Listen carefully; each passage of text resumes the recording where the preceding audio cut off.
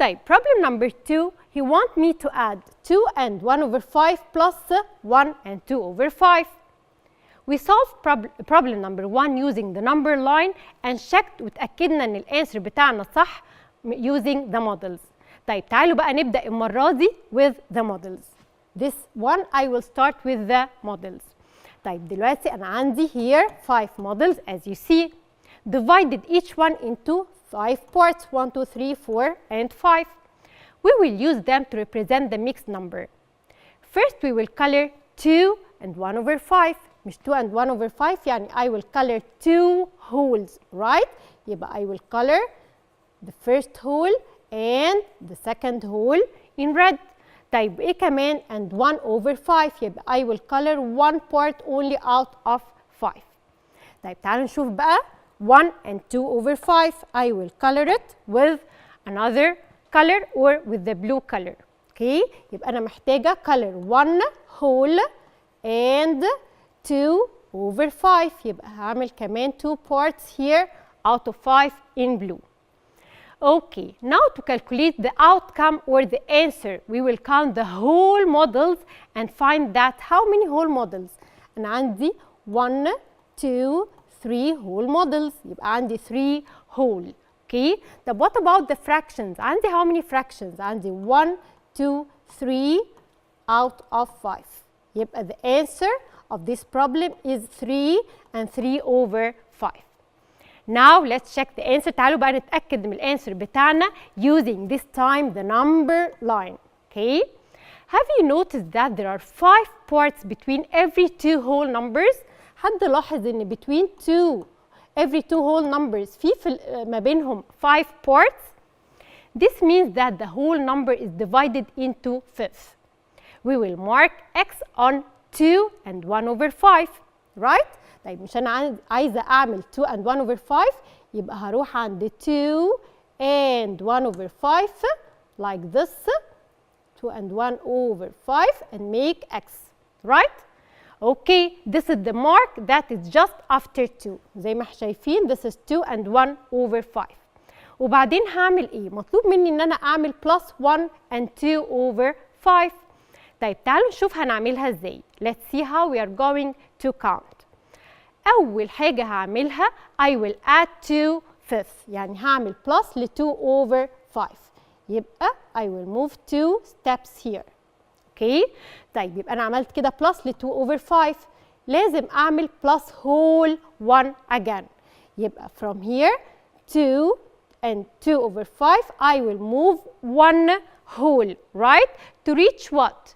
Yes, here is 2 and 3 over 5 يبقى أنا محتاجة when I add 1 whole يبقى هروح ل 3 and 3 over 5. 3 and 3 over 5 like this. Here's 3 and 3 over 5. Right? Okay. Now, so the final answer or the final outcome will be 3 and 3 over 5. يبقى أنا أول حاجة I represent 2 and 1 over 5 like this. Then I add 2 over 5 to reach 2, 3 over 5. And then I add the 1 whole to reach 3 and 3 over 5 as you see here. Another method is to break down the 2 whole into 5 fifths, right? And then count by fifth, we will get the same answer, which is 3 and 3 over 5. This is the same answer we got by using the models. This is the same answer using the models. Finally, let's use the last strategy, which is writing an equation.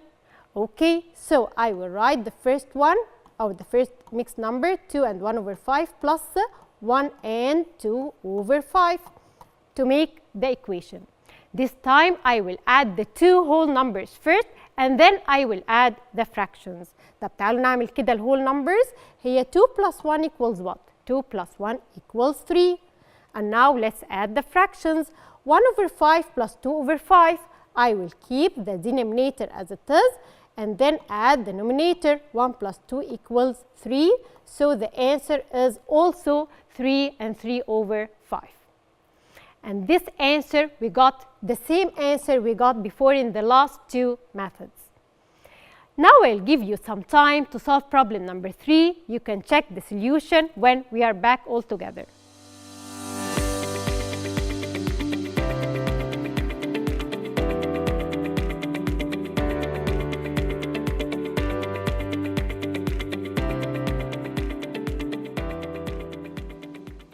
This time we'll start solving using the equation. Let's move first to problem number 3. Problem number 3, I will start solving it by using the equation. Okay, now the equation is what?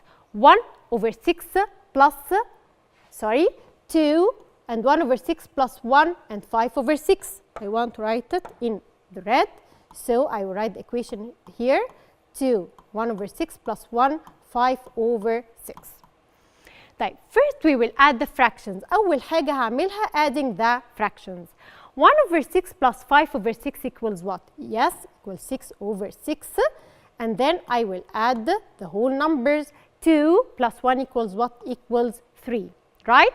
So the total outcome is 3 and 6 over 6.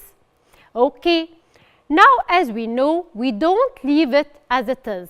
6 over 6 معناها that I have one whole, right? So 3 plus 1 whole gives me 4 wholes, and this is the answer.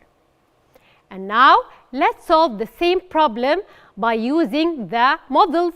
We will see 6 models. شايفين هنا عندنا 6 models, right? طيب, each one divided into 6 parts. And now let's start with the first number. We will color 2 holes and 1 6 in red. This is the first hole and this is the second hole. Okay, طيب, يبقى عندي 2 holes and 1 out of 6. يبقى كمان I will color 1 out of 6. We will color them in red as you see. The second number I will color it in different color, which is blue. Okay, طيب, I will color 1 hole and 5 over 6. يبقى I will color 1 hole like this and 5 parts out of 6. Let's count all together. 1, 2, 3, 4 and 5 parts out of 6.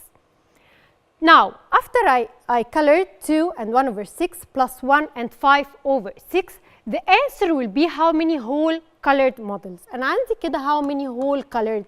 Yes, I have 4 colored or 4 holes colored models. There will be remaining a whole model that it is not colored, which is this one. When using the number line, تعالوا بقى نستخدم النمبر line. We will start from the first number and mark on X on it. وهعمل X على النمبر line ده.